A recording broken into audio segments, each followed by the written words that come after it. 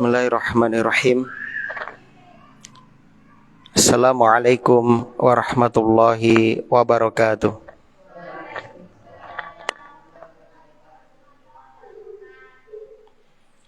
Alhamdulillah ala ihsani wa syukru lahu ala taufiqihi wa amtinani. Ashhadu an la ilaha illallah wahdahu la syarika la ta'zima li sya'ni.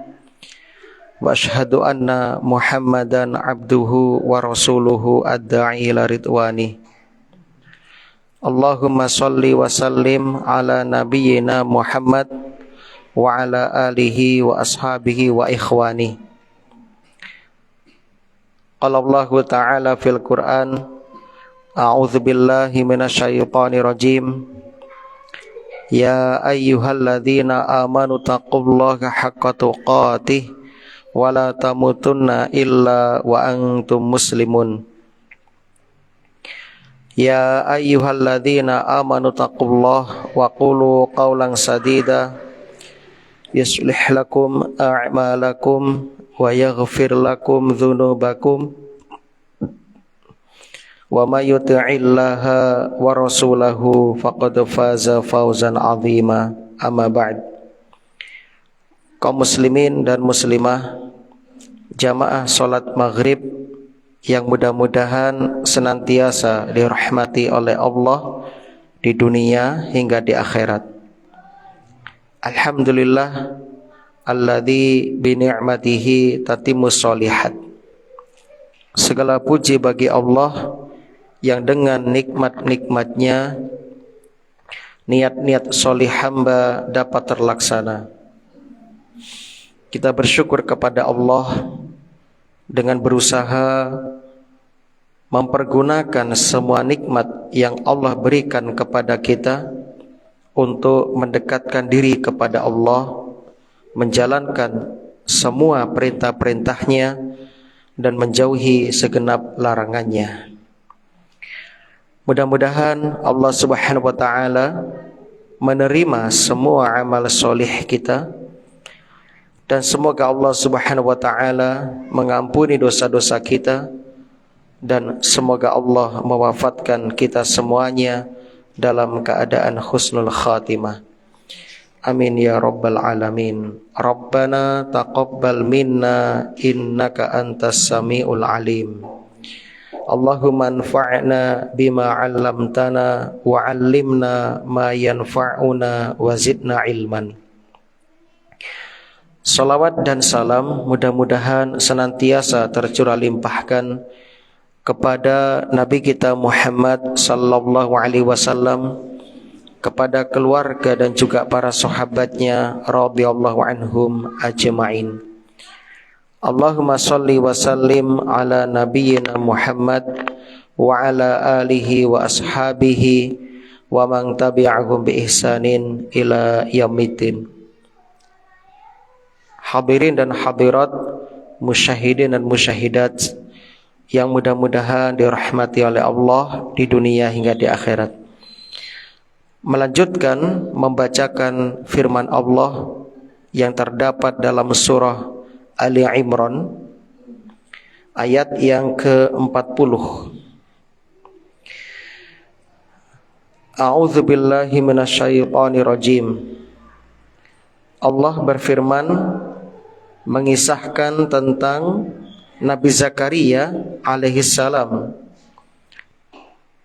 yang mana beliau sangat menginginkan keturunan yang dapat melanjutkan dakwah beliau di muka bumi ini.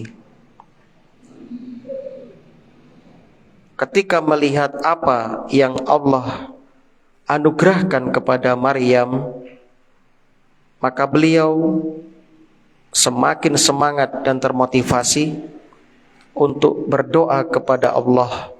Dan tentunya beliau sudah berdoa selama ini, namun dengan melihat apa yang Allah karuniakan kepada Maryam, menambah bergemuruh dan semakin menggebu-gebu beliau dalam menginginkan keturunan. Walaupun saat itu usia beliau sudah sepuh, disebutkan dalam salah satu riwayat usia beliau sudah 90 tahun. Sedangkan istrinya mandul, ya, sudah mulai bungkuk dan mandul. Mungkin secara logika manusia gak mungkin kayaknya punya keturunan. Namun bagi Allah tidak ada yang tidak mungkin. Maka ini mengajarkan kepada kita agar kita jangan pernah putus asa dari rahmat Allah Subhanahu wa ta'ala. Kita hanya diperintahkan menempuh sebab ikhtiar. Allah lah yang akan mewujudkan apa yang kita cita-citakan, tentunya berdasarkan hikmah. Allah lebih tahu mana yang terbaik bagi hamba-hambanya. Maka jangan pernah kita meninggalkan sikap husnudzon, berbaik sangka kepada Allah Subhanahu wa ta'ala. Mari kita lihat. A'udzubillahi minasyaitonirrajim. Allah Subhanahu wa ta'ala berfirman, Qala rabbi anna yakunu li ghulamu wa qad balaghaniyal kibaru wa imraati aqir. Qala kadzalika Allahu yaf'alu ma yasha. Qala, dia Zakaria berkata, Rabbi, wahai Tuhanku, anna yakunu li ghulam, bagaimana aku bisa mendapatkan anak? Wa qad balaghaniyal kibaru, sedang aku sudah sangat tua. Wa imraati aqir, dan istriku pun mandul. Qala, Allah berfirman, Kadzalikallahu yaf'alu ma yasha. Demikianlah Allah berbuat apa yang Dia kehendaki. Qala rabbi ja'alli ayah. Qala, Nabi Zakaria berkata, Rabbi, wahai Tuhanku, ij'alli ayah, jadikanlah untukku tanda. Qala, Allah berfirman, ayatuka, tanda bagimu, alla tukalliman nasa salasata ayyamin illa ramza. Alla tukalliman nas, engkau tidak dapat berbicara dengan manusia salasata ayyam, selama 3 hari, illa ramza, kecuali dengan isyarat.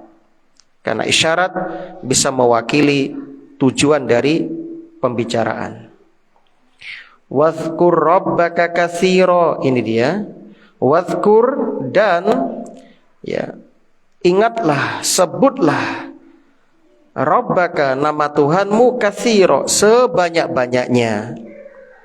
Wasabbih, dan bertasbihlah, memujinya, bil asyiyi, pada waktu petang, wal ibkar, dan di pagi hari. Kaum muslimin dan muslimah, saudara-saudariku rahimani wa rahimakumullah. Nabi Zakaria di sini bukan meragukan apa yang akan Allah wujudkan dari cita-citanya, bukan. Namun Nabi Zakaria di sini hanya ingin menunjukkan kepada Allah bahwasanya ya, sesuatu yang di luar nalar itu secara logika itu sulit untuk dipahami. Sulit untuk dipahami. Maka beliau ingin meminta kepada Allah supaya Allah menunjukkan kepada beliau ya, ayat-ayat sebagai tanda bahwasannya istrinya itu akan hamil. Ya, istrinya akan hamil. Kaum muslimin rahimani wa rahimakumullah. Maka di sini kalau kita mengingat kisah yang sebelumnya juga pernah ada, yaitu kisah Nabi Ibrahim alaihissalatu wassalam. Nabi Ibrahim itu tidak pernah meragukan keimanannya kepada Allah Subhanahu wa ta'ala. Namun beliau pernah meminta kepada Allah agar supaya Allah menunjukkan kepada beliau bagaimana cara Allah menghidupkan yang mati. Dalam surah Al-Baqarah yang dulu kita bahas, wa idz qala Ibrahimu rabbi arini kaifa tuhyil mauta. Dan ingatlah ketika Ibrahim berkata, Rabbi, wahai Tuhanku, arini, tunjukkan kepadaku, kaifa tuhyil mauta, bagaimana engkau menghidupkan yang mati. Qala awalam tu'min. Lantas Allah menegur beliau, apakah kamu belum iman, belum percaya, belum yakin? Qala bala, tidak ya Allah.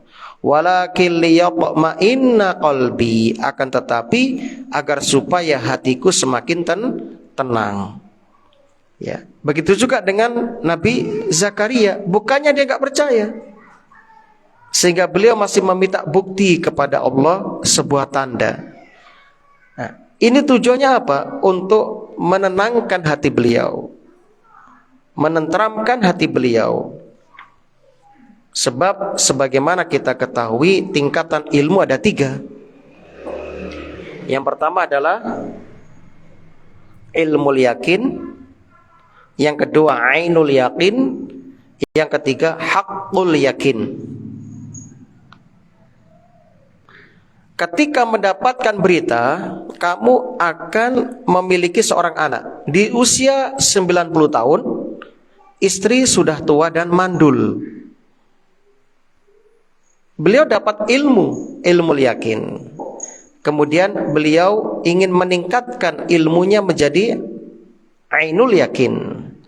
Maka Allah katakan, ya wes, kalau gitu aku beri tandanya selama 3 hari kamu gak bisa ngomong, gak bisa berbicara dengan manusia kecuali hanya pakai isyarat. Nah, selama itu pula kamu supaya memperbanyak mengingat Allah, bertasbih kepada Allah di waktu siang dan sore dan pagi. Nah, Nabi Ibrahim juga demikian. Beliau sudah ilmu yakin. Beliau mengetahui, meyakini Allah itu mampu menghidupkan yang mati. Namun beliau meminta supaya Allah menunjukkan bagaimana caranya untuk meningkatkan menjadi ainul yakin, melihat dengan mata kepala sendiri. Sebab laisal khabar kal muayyanah, semata-mata berita enggak sama dengan melihat langsung, beda tingkatannya.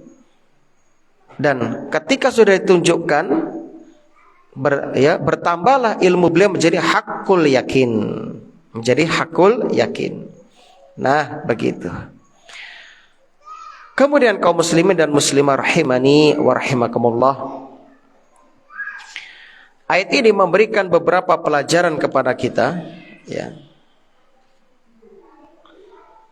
Pelajaran yang pertama dari 2 ayat ini, ayat 40 hingga 41, yaitu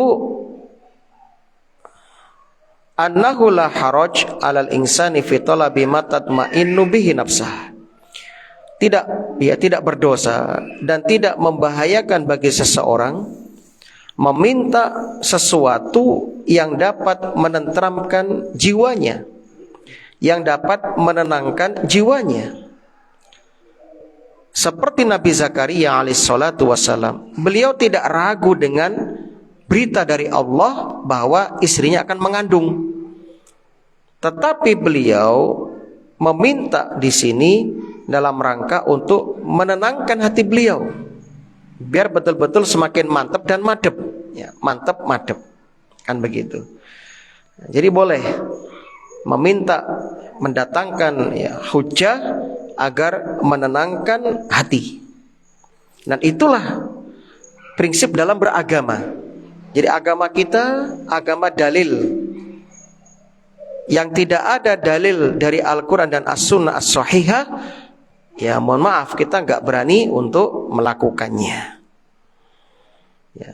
Sebab ya Rasulullah sallallahu alaihi wasallam yang mengajarkan hal itu kepada para sahabatnya, sahabat kepada para tabi'in, tabi'in kepada tabi'ut tabi'in, ya mereka kepada murid-murid mereka, sampai malam ini ya, kita sampaikan juga kepada para jamaah bahwasannya kita dalam beragama harus mengikuti dalil. Karena agama bersifat tauqifi, ya, bersifat tauqifi, ya, sudah terima jadi dari Allah dan Rasulnya sallallahu alaihi wasallam. Sehingga sudah tertutup pintu berkreasi dalam agama, nggak ada. Ketika wahyu sudah berhenti, Nabi meninggal, selesai sudah.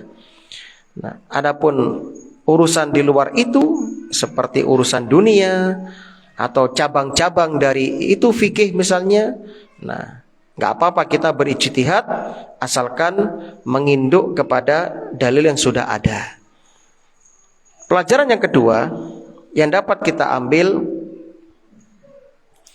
dibolehkan menyebutkan sifat seseorang yang tidak disukai oleh orang itu apabila tujuannya semata-mata menjelaskan, bukan untuk memburukkan, menghina, mencela ataupun ya tujuan yang tercela lainnya, bukan. Buktinya di sini Nabi Zakaria mengatakan wa mraati akir, istriku mandul. Ini boleh. Jadi dibolehkan bagi seseorang ketika memang dibutuhkan untuk menjelaskan supaya menyebutkan apa yang menjadi karakter atau ciri dari orang tersebut. Hal ini juga pernah dilakukan oleh Nabi kita sallallahu alaihi wasallam dalam hadis Muslim nomor 1480. Ketika seorang wanita datang meminta pendapat Nabi, musyawarah dengan Nabi, karena ada dua orang yang melamar wanita tersebut. Lalu wanita itu meminta pendapat Nabi tentang salah seorang pelamar yang bernama Abu Jaham. Kemudian Rasulullah sallallahu alaihi wasallam menyebutkan salah satu ya, sifat atau ciri dari Abu Jaham. Amma Abu Jaham fala yadha al-'asa an 'atiqih. Kalau Abu Jaham itu dia tidak pernah meletakkan tongkatnya dari pundaknya. Maksudnya apa? Ini bahasa isyarat, bahasa kiasan. Maksudnya Abu Jaham itu ya, Abu Jaham itu laki-laki yang ya kurang lembut lah kepada wanita.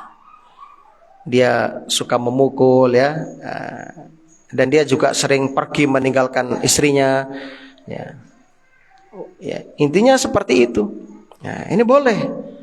Ya, seperti bapak ketika ditanya hakim misalnya, seperti apa laki-laki yang mendolimi Anda misalnya, ciri-cirinya bagaimana? Oh begini Pak Hakim, kakinya pincang misalnya, atau mungkin jalannya pengkor misalnya, atau mungkin matanya buta sebelah, atau kero, nggak apa-apa untuk menjelaskan. Bukan bertujuan untuk ya menunjukkan ya, keburukan dari si fulan tersebut, tapi untuk memberikan penjelasan supaya tidak salah faham dan sebagainya.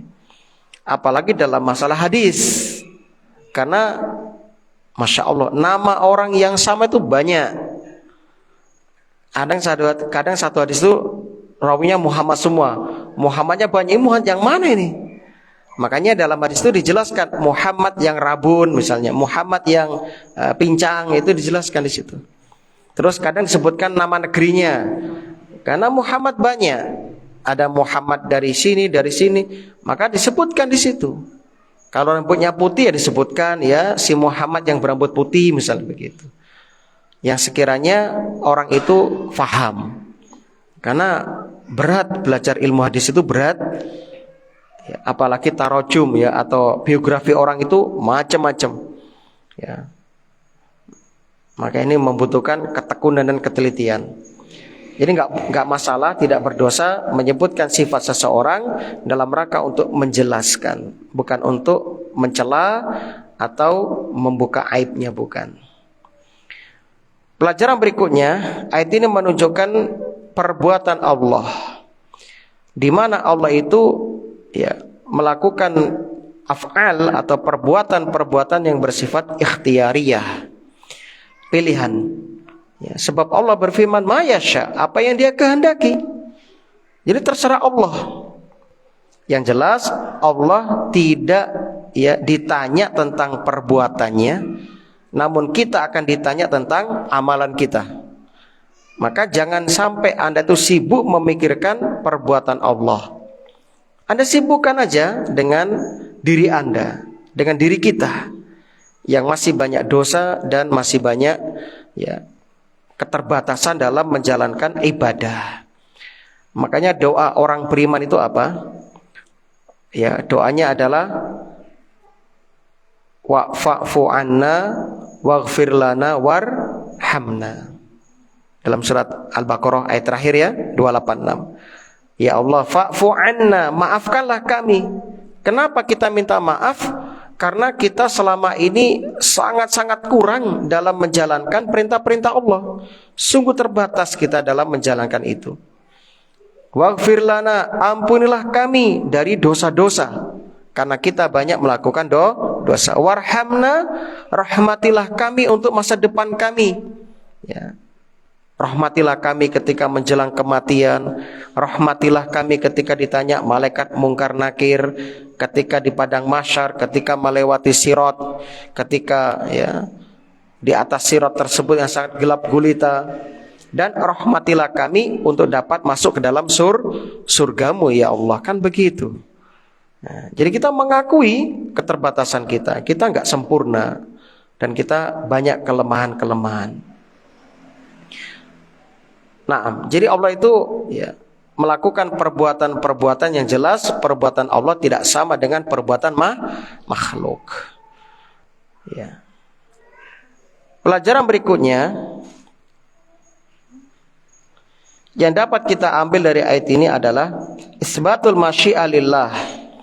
Ayat ini menetapkan masyiah bagi Allah Azza wa Jalla. Jadi Allah itu punya masyiah, kehendak. Wa ma tasyauna illa ayyasha Allah, innallaha kana aliman hakima.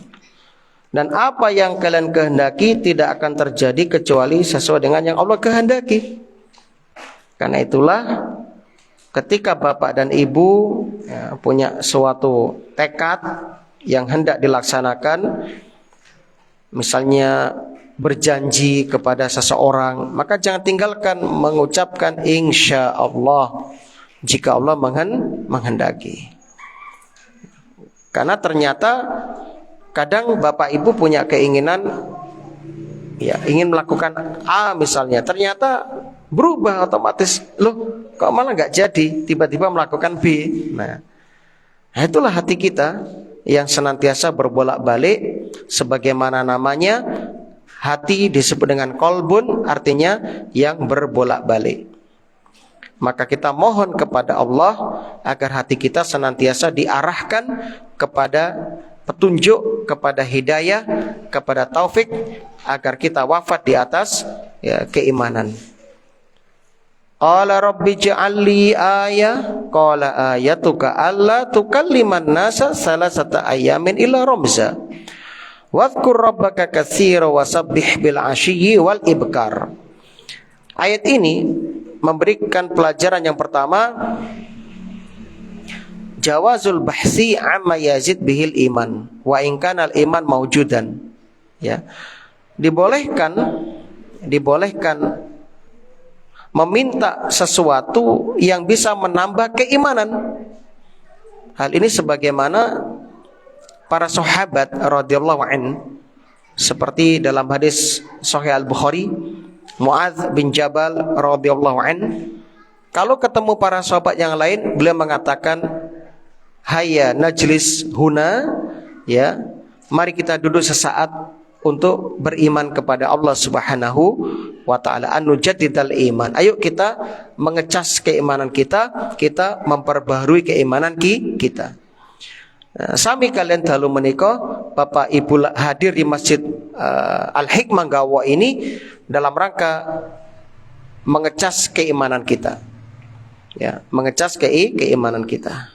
Jadi boleh meminta sesuatu yang bisa menambah keyakinan, menambah keimanan.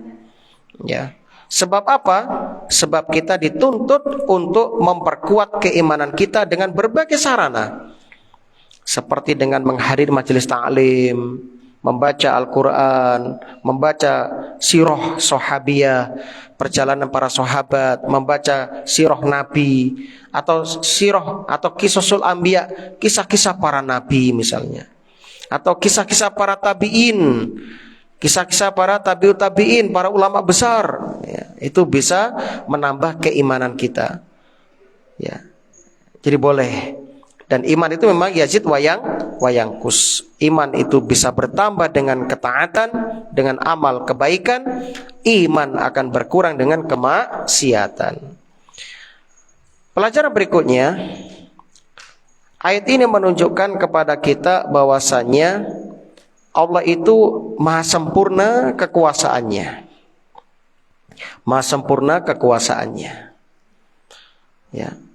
Buktinya Allah mampu melakukan perbuatan-perbuatan di luar adat, di luar kebiasaan. Nabi Zakaria normalnya bisa ngomong, namun ternyata mudah bagi Allah untuk menjadikan Nabi Zakaria nggak bisa ngomong. Nah, itu mudah bagi Allah. Ya, maka dari sini kaum muslimin, ya, kita meyakini kekuasaan Allah Subhanahu wa ta'ala. Nggak ada yang nggak mungkin bagi Allah Subhanahu wa ta'ala.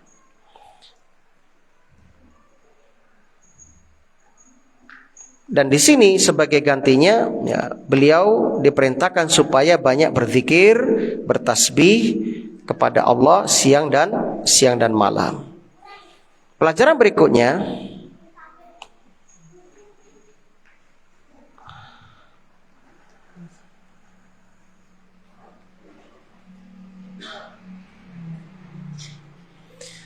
ini dia, annal insana yanbaghi lahu idzan qata'a min anin nasi ayashghala, ya, ayashghal waqtahu bi dzikrillah azza wajal. Wajib bagi manusia ketika terputus dari bermuamalah dengan manusia supaya menyibukkan waktunya dengan berzikir kepada Allah Subhanahu wa taala.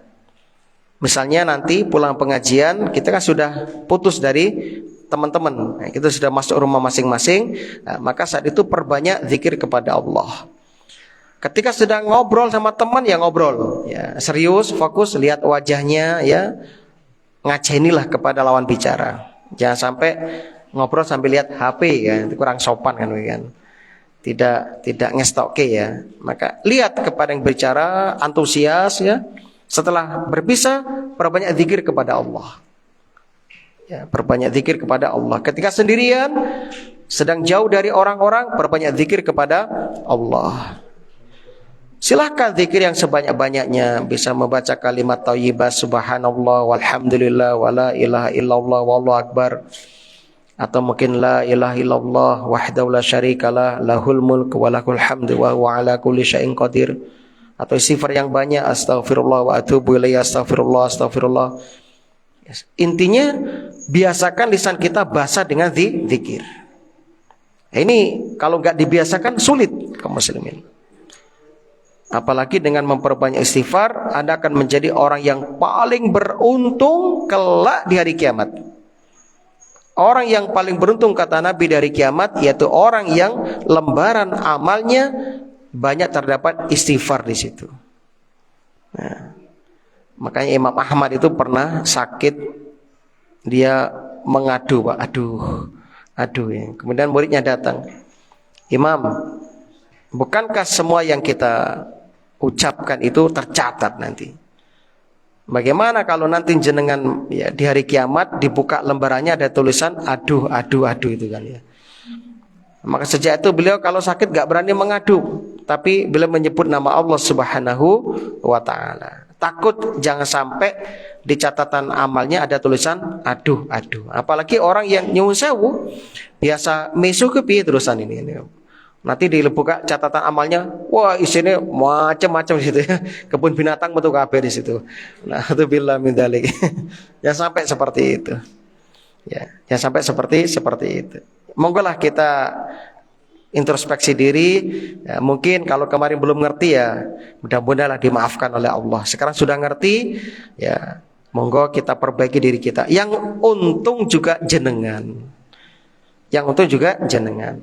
Jadi perbanyak zikir kepada Allah di saat Anda ya tidak bercampur dengan manusia. Ayat ini juga menunjukkan fadilatut tasbih, keutamaan tasbih. Ya. Dan keutamaan zikir di dua waktu, pagi dan petang. Dan ternyata sunnah sudah mengajarkan kepada kita ada zikir pagi, ada zikir petang. Alhamdulillah. Di situ ada tasbih juga di situ. 100 kali ya, pagi subhanallah wa bihamdi 100 kali, sore juga demikian 100 kali. Nah, jadi silakan perbanyak zikir kepada Allah.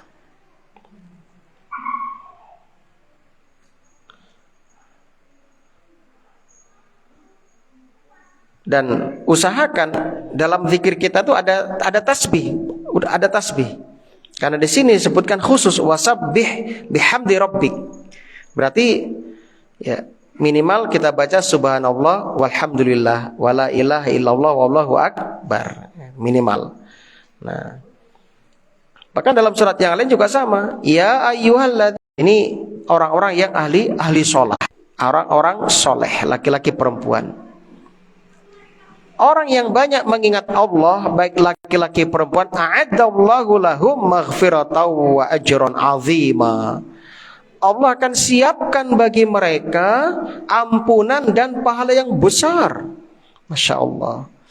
Siapa yang gak butuh pahala? Kita butuh pahala. Dan di antara pahala yang mudah didapatkan dengan berzikir kepada Allah Subhanahu wa ta'ala. Nah, zikir yang paling utama ya baca Quran. Nah, jadi kalau Bapak sambil goes misalnya, atau mungkin di sawah ya, nunggu kiriman datang dari istri, Anda bisa murojaah surat-surat pendek Anda misalnya, mungkin dari Al-Fatihah, Al-Ikhlas, Falaq, An-Nas. Itu paling utama ya. Zikir paling utama ya itu ya. Zikir paling utama adalah ya perbanyak apa? Membaca Al-Qur'an. Masya Allah ya, itu yang paling utama wes. Gak ada lagi yang melebihi itu, gak ada lagi. Nah, kaum muslimin rahimani wa rahimakumullah.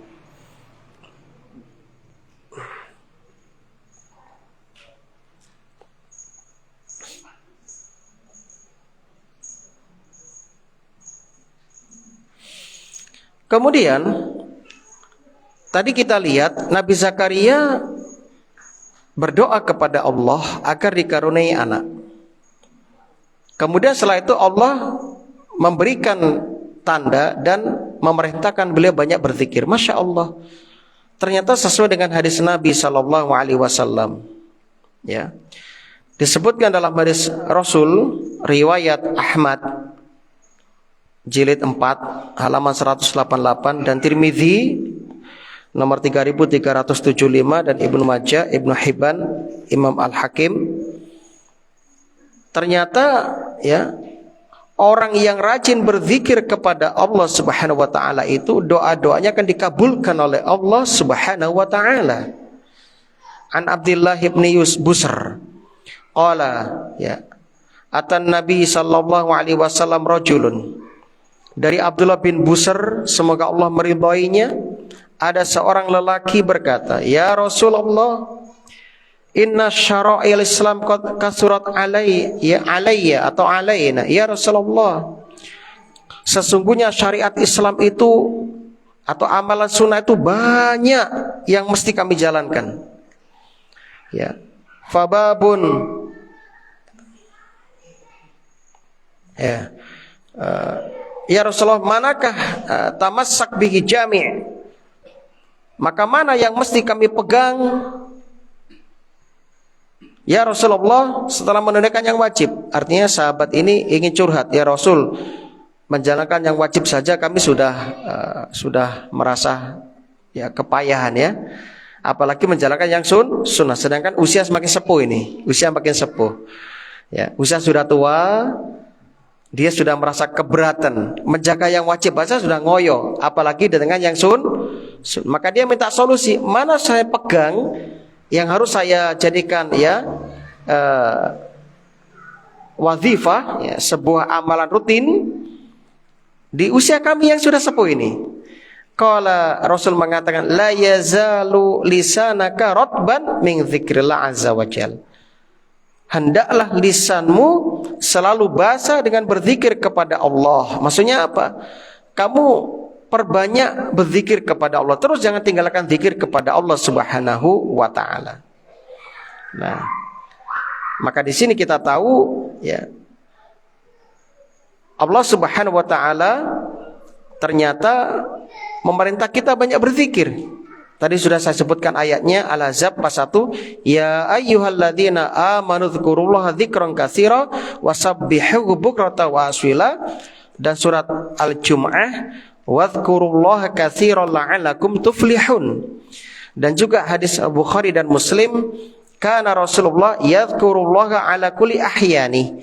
Rasulullah selalu mengingat Allah dalam semua kondisinya, dalam setiap waktunya. Yani ketika berdiri, berjalan, duduk, berbaring, termasuk dalam keadaan suci, dalam keadaan hadas, Nabi berzikir kepada Allah Subhanahu wa taala. Bahkan kita lihat ulama-ulama kita seperti Khalid bin Ma'dan, seorang tabi'in. Beliau membaca tasbih dalam satu hari 40.000 kali. 40.000 kali. Masya Allah. Ini namanya wazifah. Wazifah itu artinya amalan yang harus kita rutinkan, kita pegang, kita jaga betul. Dan amalan ini jangan berat-berat gitulah. Tapi rutin, ya, rutin. Seperti sahabat Abdullah bin Amr. Ketika dia datang waktu masih muda ya, masih umur belasan, ya Rasul, tunjukkan kepada saya amalan wazifah. Amalan ya, yang menjadi sikap atau menjadi pusaka atau menjadi pamungkas saya. Kata Rasul, perbanyak puasa sunnah 1 bulan 3 kali saja. Saya masih kuat ya Rasul. Kalau gitu ya Senin Kamis saya masih kuat. Kalau gitu ya puasa Daud. Ya wes, saya pegang puasa Daud. Ternyata ketika Abdullah bin Umar usia 40 tahun, dia mulai kepayahan. Lalu dia mengatakan, waduh, aku dulu masih muda, terlalu engkres. Ya, yakin mampu menjaga puasa Daud, sehari puasa sehari tidak, sehari puasa sehari tidak. Akhirnya apa? Ketika usia 40 beliau kepayahan. Coba aku dulu mengikuti saran Nabi, cukup puasa itu 1 bulan 3 kali. Itu sudah sama dengan 1 bulan pahalanya, karena satu kebaikan dibalas 10. Berarti kalau sebulan 3 kali berapa? 30. Sama dengan satu bulan. Coba aku dulu mengikuti wasiat Nabi, cukup aku puasa 1 bulan 3 hari saja. Masya Allah. Jadi krosona harus tuwek, Pak. Krosona lah wes sepuh. Ya. Makanya yang muda-muda ini silakan punya amalan, enggak usah berat-berat, tapi rutin sampai sepuh tetap dijalankan. Dan ternyata di antara amalan yang Nabi ajarkan solusinya bagi orang-orang sepuh pensiunan terutama, yaitu perbanyak zikir. Jadi ahli wirid zikir ya. Nah begitu. Bahkan ada yang pertama bertanya kepada Umar bin Hani ya. Beliau itu selalu bertasbih kepada Allah. Ditanya, berapa engkau bertasbih dalam satu hari? Beliau mengatakan 100.000 kali. 100.000 kali. Dihitung dengan jari oleh beliau. 100.000 kali. Masya Allah. Nah, luar biasa ya. Nah, bahkan ada seorang wanita muhajirah. Dalam hadis Tirmidzi nomor 3583 dan Abu Dawud nomor 1501 dari Yusairah, seorang wanita muhajirah, dia berkata, qala lana Rasulullah sallallahu alaihi wasallam, Nabi bersabda kepada para wanita, alaikunna bitasbih wa tahlil wa taqdis. Wahai para wanita, hendaknya kamu bertasbih, bertahlil dan mensucikan Allah. Waqidan bil anamil, hitunglah dengan jari-jari kalian. Fa innahunna mas'ulatun, karena jari-jari itu akan ditanya dari kiamat nanti oleh Allah Subhanahu wa taala. Nah, Bayangkan, wanita-wanita diperintahkan banyak bertasbih, bertahlil, bertakbir. Nah.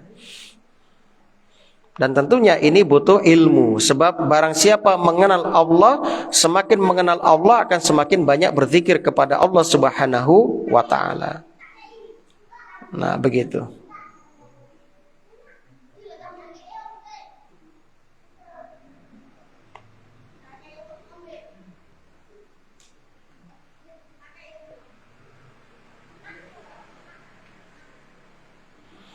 Dan banyak rinciannya nanti, ya insyaallah kapan-kapan kita sebutkan. Yang jelas, ya,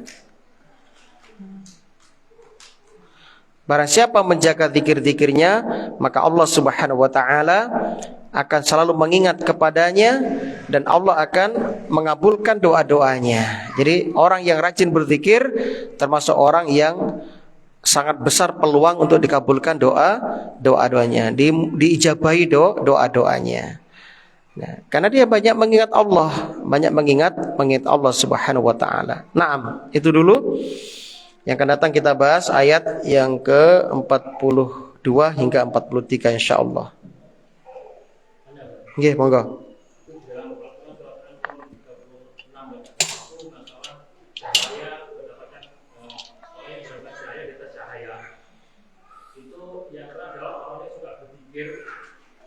Di dalam rumah, tiga kali katanya dalam rumah.